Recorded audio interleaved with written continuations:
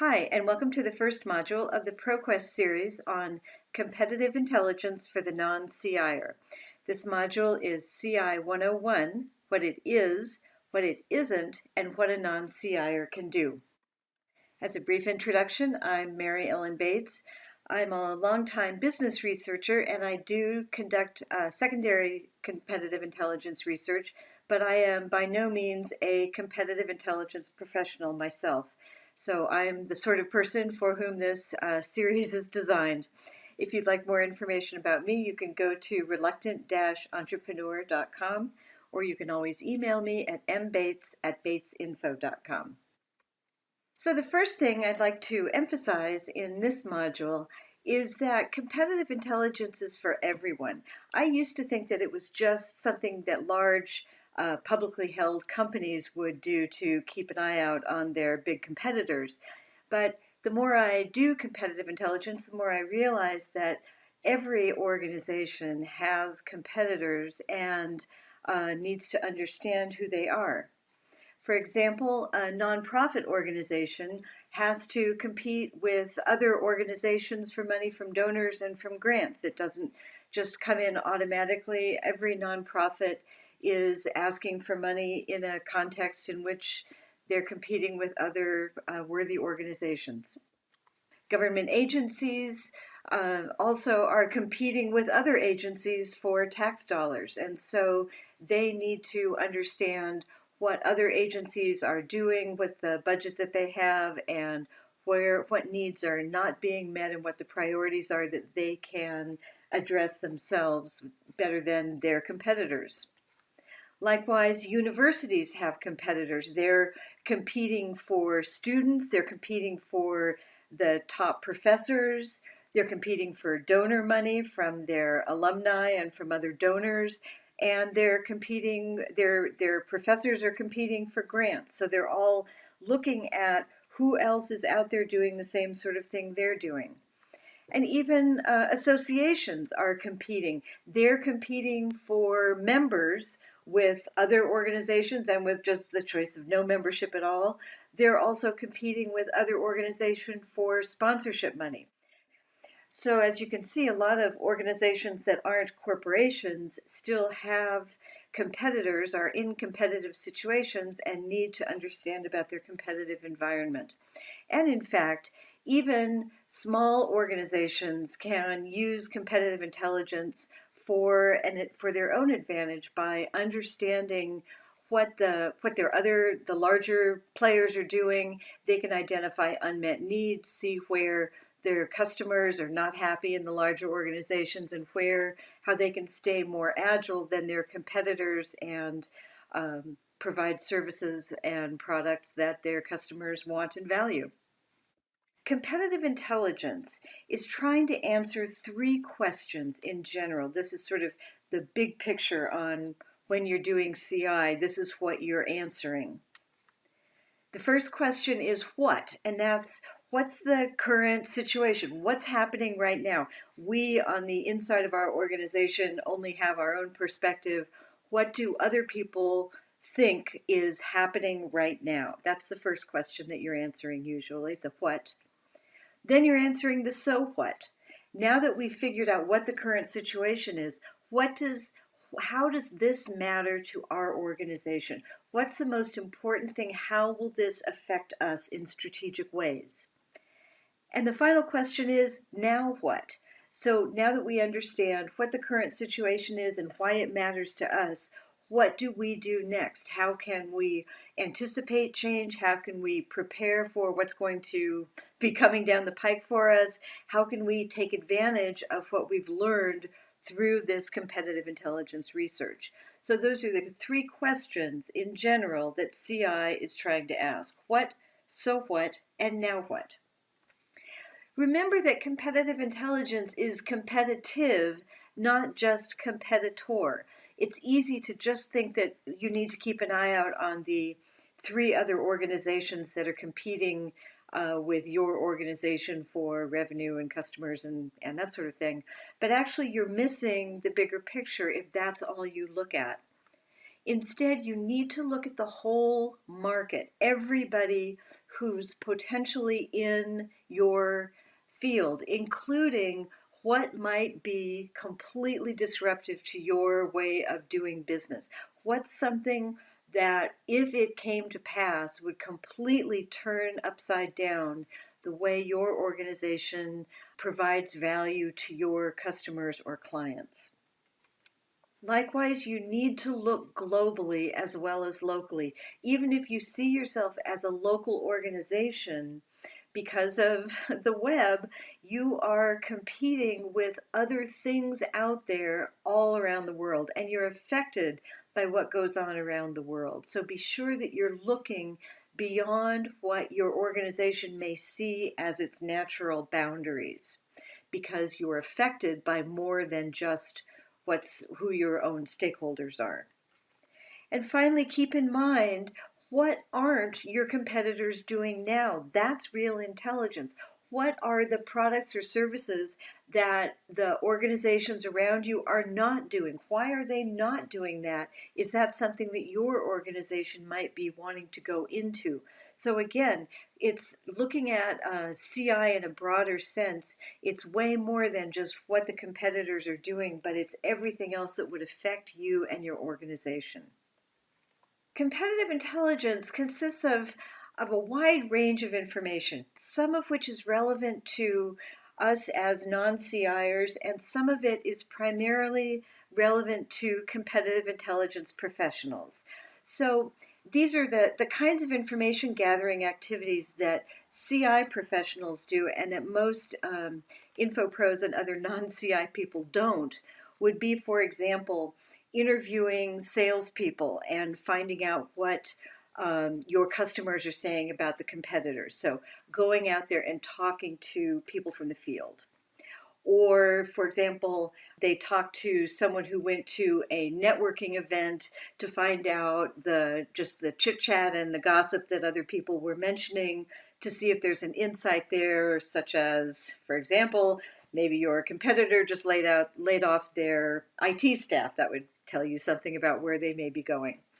Or CI professionals will often attend or will task someone who is attending a trade show to look specifically and have conversations with exhibitors and other participants to get information that doesn't show up in the normal sources of public information and professional news.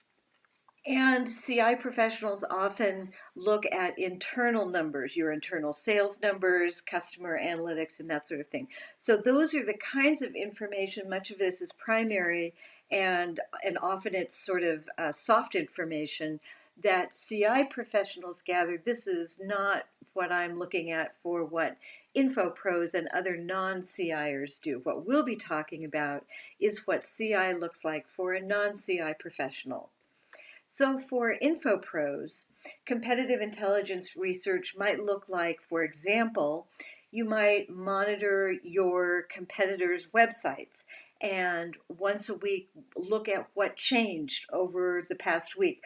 Are they positioning themselves differently? Do they have different kinds of customer testimonials on the front page? Is there something that they're doing that might indicate a change in strategic policy? So this is the sort of thing where we can identify what might be useful information, figure out how to monitor it, and then figure out how to make sense out of it and convey that insight to our clients. Another type of CI research for info pros is where you do a search online to find a transcript of a speech that an executive gave at a conference or a meeting of investors or another setting where a news organization recorded the presentation and made a transcript available. You might want to look for those because that kind of off-the-cuff conversations can often yield unexpected insights. Another kind of information that info pros look for in a CI context is reading trade journal articles and looking for unexpected technology developments, something that would completely change how your clients use your product or service, or how they think about your organization or think about the need that your organization is meeting. You're filling in a mosaic when you're doing competitive intelligence research. So you're finding lots of different pieces and figuring out how they might be put together to make a picture that makes some sense. For example, if you're doing some competitive intelligence analysis on an organization, the sorts of mosaic pieces that you might be looking for. First, you'll be looking at who is leading the organization and how they're leading it. So you'll look at the people who are, who the leadership is, where they came from, what their background is, what the corporate culture is. Is it very informal? Is it very structured? What kind of decision-making policies do they have? What kind of management structure do they have? Are they very hierarchical? Are they very flat? Are they very distributed or centralized? These things all help you understand just how the organization thinks as an entity. The next thing you want to look at is how the organization is operating. So that includes seeing what they say about their strategic direction, what they say in interviews and in articles where people are quoted. Look at what's their current range of product and services. How's that changed over time? How are they marketing those products and services? What's their pricing strategy if it's an organization that sells something to the public, obviously? What are their finances, as much as you can discern from what they're disclosing? And then finally, you need to figure out what this organization's stakeholders care about. So when you're looking at an organization, you'll look at their supply chain. What are they depending on? Are they counting on materials from an unstable region of the world, for example? What's their client base? Is it sensitive to particular stresses or changes in the environment? What's their employee base like? What kind of people do they hire? Are they outsourcing more? Are they hiring more or fewer? What's the regulatory environment today? What are the kinds of things that regulators are or are not looking at these days for an organization? And how does that affect their strategic direction? And the et cetera is for anything else that's relevant to a particular organization. But this is sort of the general picture on how you would want to identify who's leading the organization, how they're operating, and what their stakeholders care about.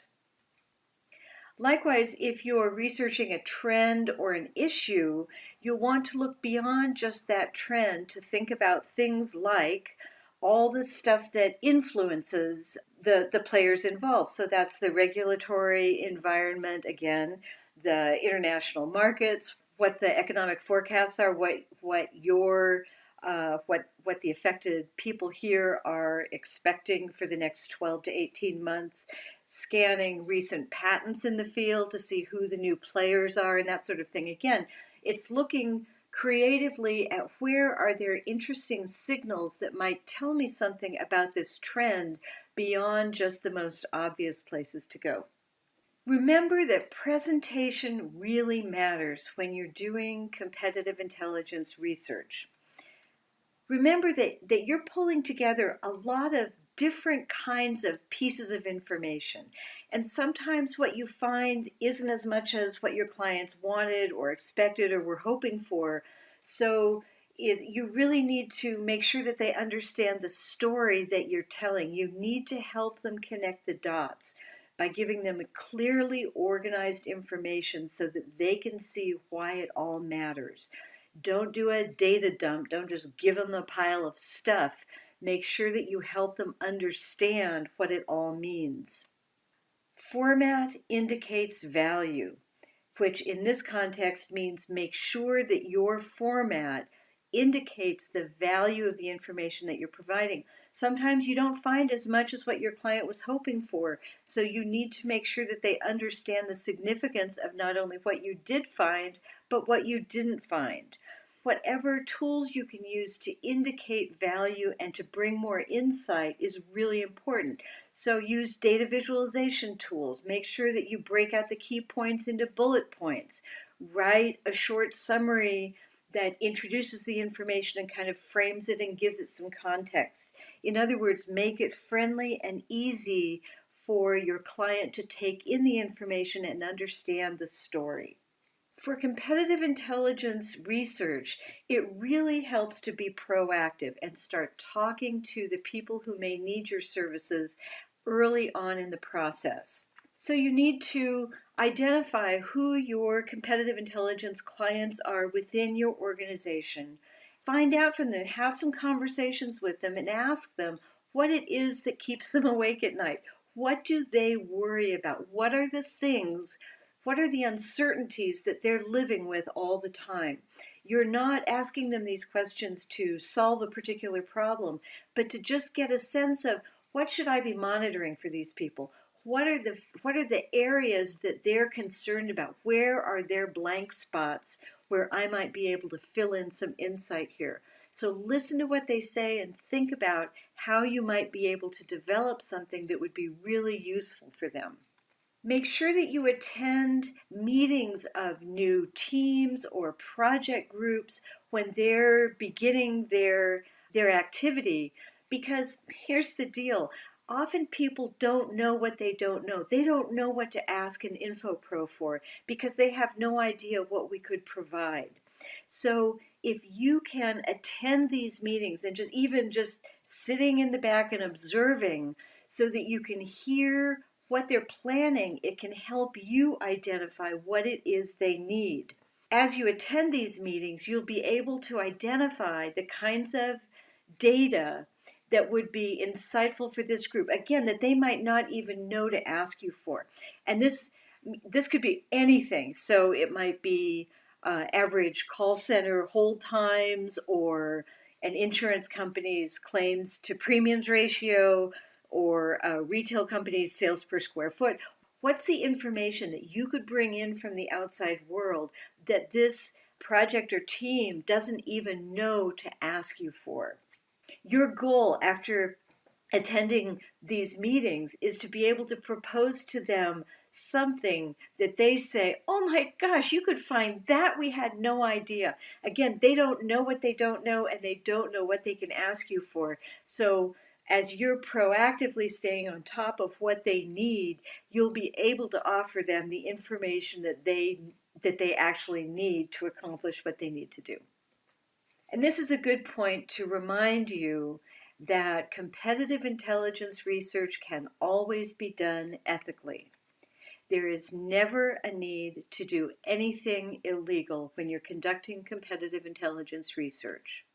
If information wasn't obtained from a public source, you don't need to use it. If you can find it in a published source, that's great.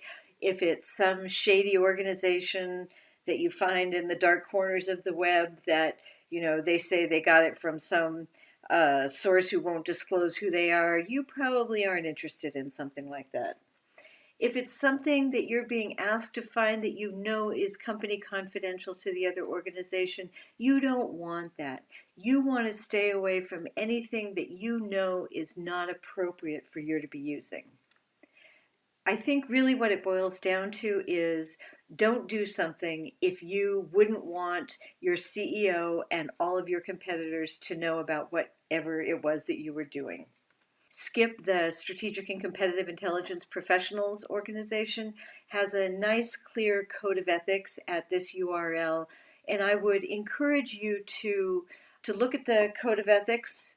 Here it is right now, and show this to your management and to your general counsel's office, and find out if for your organization you have other restrictions on what you can do, but I would at least at a minimum make sure that you and everybody within the information center complies with the SCIP code of ethics, because these are clear and practical ways to make sure that everything that you find is compliant with ethical behavior.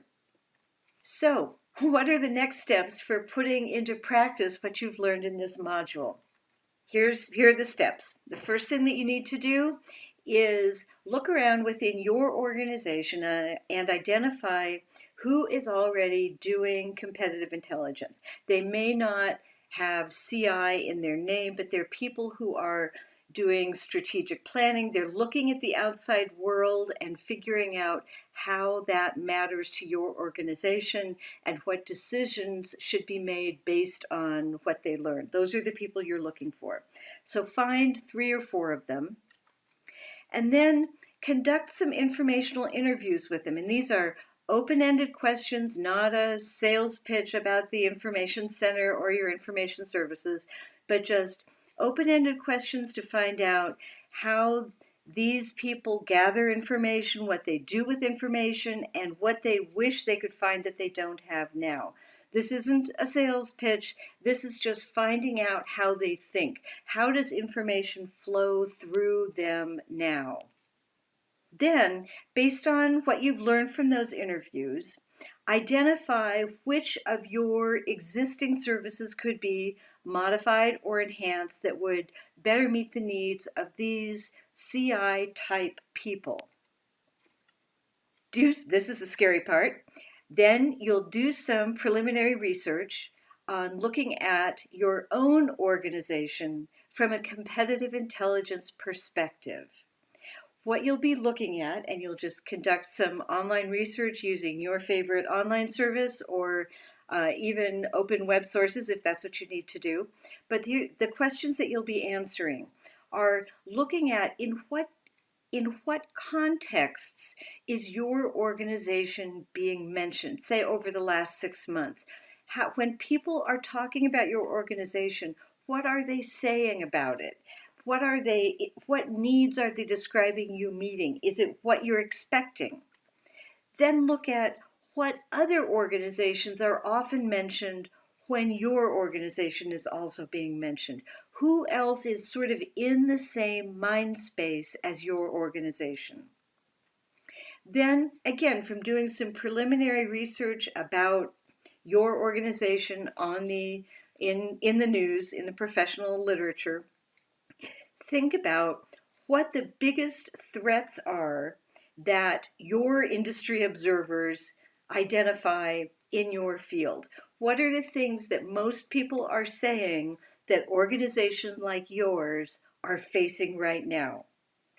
And yes, you're going to be making some assumptions here and connecting some dots. It's okay. It takes practice. You're not going to be perfect. But the whole point is to practice making these connections, connecting these dots when you're working with fairly familiar material. And then you'll become more comfortable doing that when you're looking at other organizations and bigger trends in industries. Then prepare a brief report of what you learned. You'll be showing these to the CI people that you interviewed. You'll want to include at least a 1-page summary of what you learned. Make sure that you avoid the TLDR syndrome. TLDR stands for too long, didn't read. You want to make sure that it's short and engaging enough that people won't immediately roll their eyes and say, I don't have time to read this. Look at how you can talk about the mosaic that you built about your organization as a story. How can you make what you learned interesting? What are the insights that you discovered that you want to share with the people that you're doing this research for? Then ask for feedback from the competitive intelligence clients that you interviewed earlier and ask them what they think. Just in general, say that you're just starting to develop new CI analysis services and you'd like to know whether this format is useful and meaningful for them, what they would like to see differently, how could it be organized differently. Just getting some feedback on what would be most useful, giving them something real to look at gets you much better, more reliable feedback on what they would like differently. So those are your steps for taking what you learned in this first module and putting it into practice. When you're starting your CI research, ProQuest Dialogue is a great place to go. It's built for searchers at all skill levels, and it has the content and workflow tools you need to be a skilled CI searcher in minutes. Contact ProQuest at customer@dialogue.com for more information or for a free trial.